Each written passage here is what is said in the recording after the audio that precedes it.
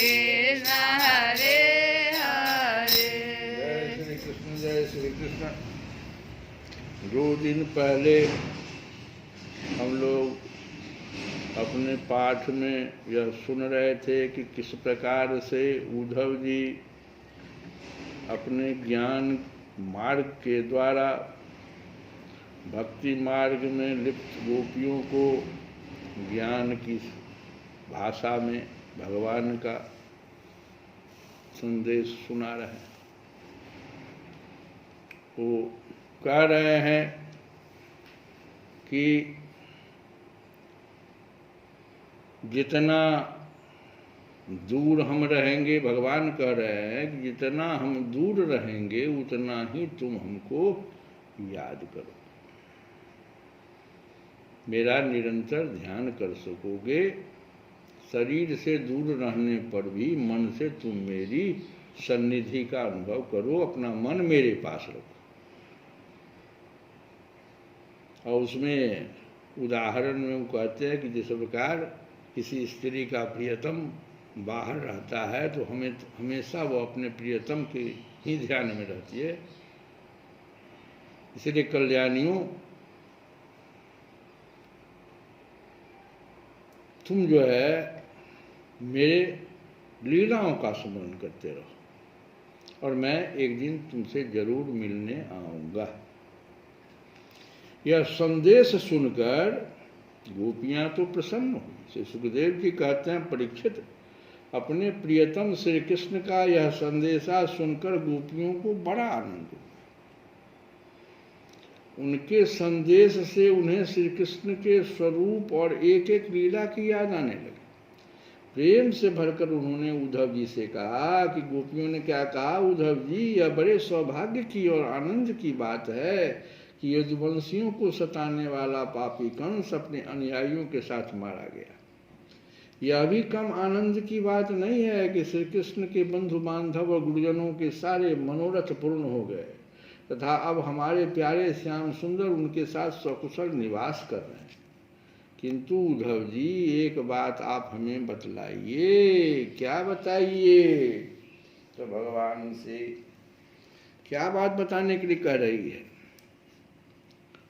कि न स्वर्ग चाहिए और न परम पद चाहिए, एक मंत्र भगवान का प्रेम चाहिए। ये जो है इच्छा रखती हैं गोपियां अपनी, और वो गा के कह रही हैं कि मुझे सांवरे से कोई तो मिला दो,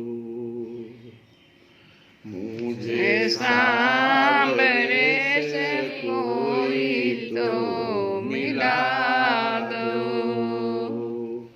मुझे सांवरे से कोई तो मिला दो। बची जिंदगी में, बची जिंदगी में थोड़ी खुशियाँ दिला दो, बची जिंदगी में थोड़ी खुशियाँ दिला दो, मुझे सांवरे से कोई तो मिला दो। सुना है कि सांवरा बड़ा है दयालु, सुना है सांवरा बड़ा है दयालु, सुना कि सांवरा बड़ा है दयालु, सुना है सांवरा बड़ा दयालु, करुणामय है और है कृपालु, करुणामय है और कृपालु, करुणामय है और है कृपालु, करुणामय है और कृपालु। मुझे उस दीन दयालु की सूरत दिखा दो, मुझे दीन दयाल की सूरत दिखा दो, बची जिंदगी में थोड़ी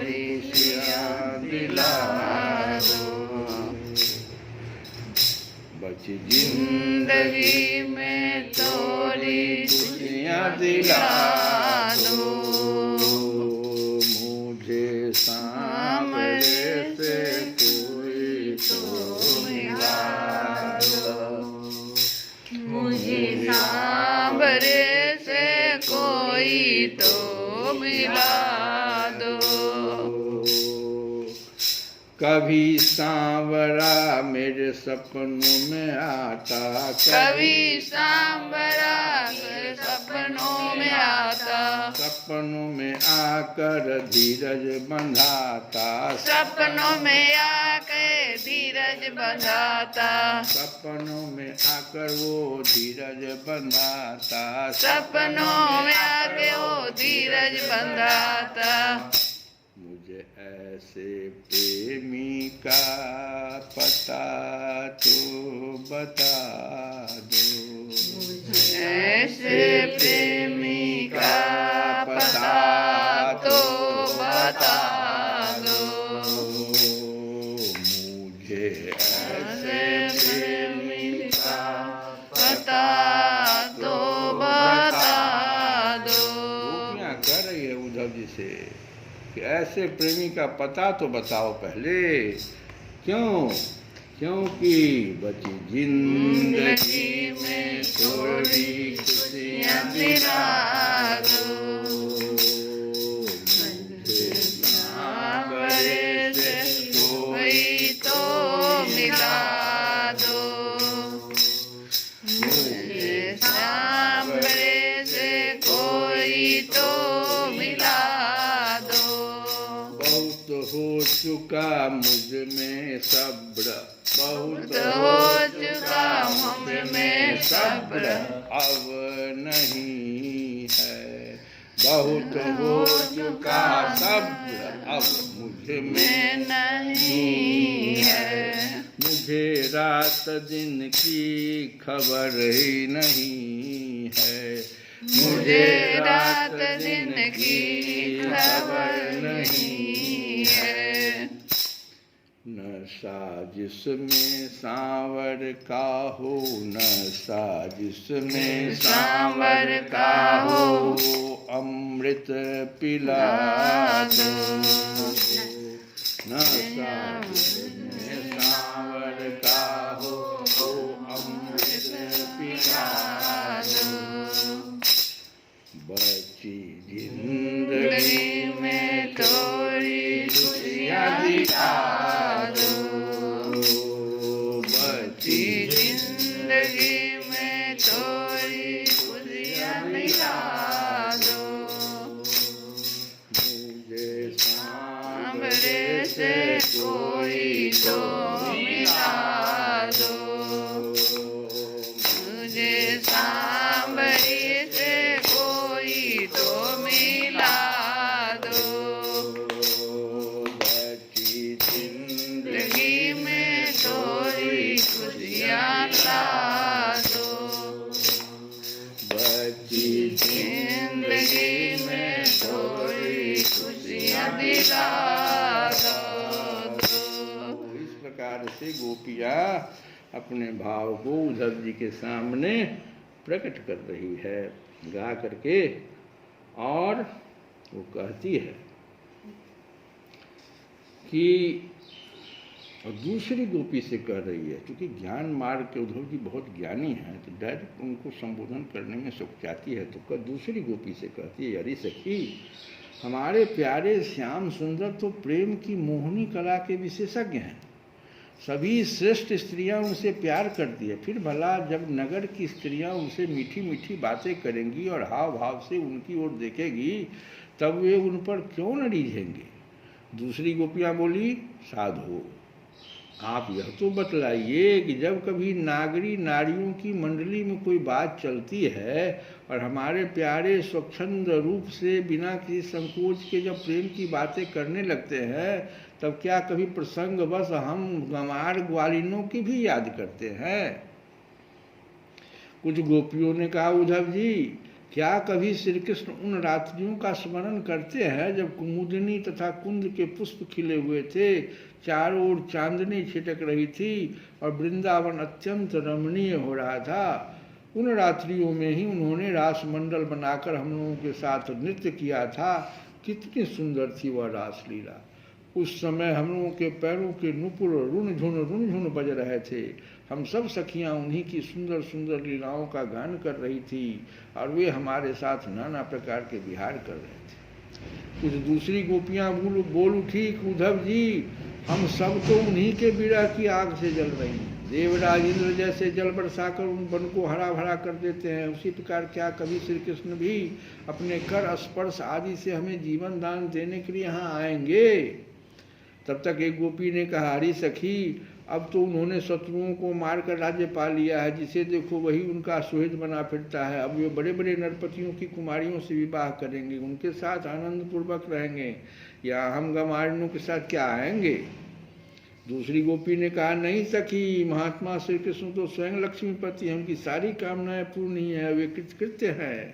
हम वनवासिनी ग्वालिनों अथवा दूसरी राजकुमारियों से उनका कोई प्रयोजन नहीं है। हम लोगों के बिना उनका कौन सा काम अटक रहा है? देखो, वेश्या होने पर भी पिंगला ने क्या ही ठीक कहा है, संसार में किसी की आशा न रखना ही सबसे बड़ा सुख है।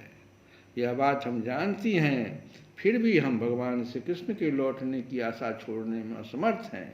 उनके शुभागमन की आशा ही तो हमारा जीवन है।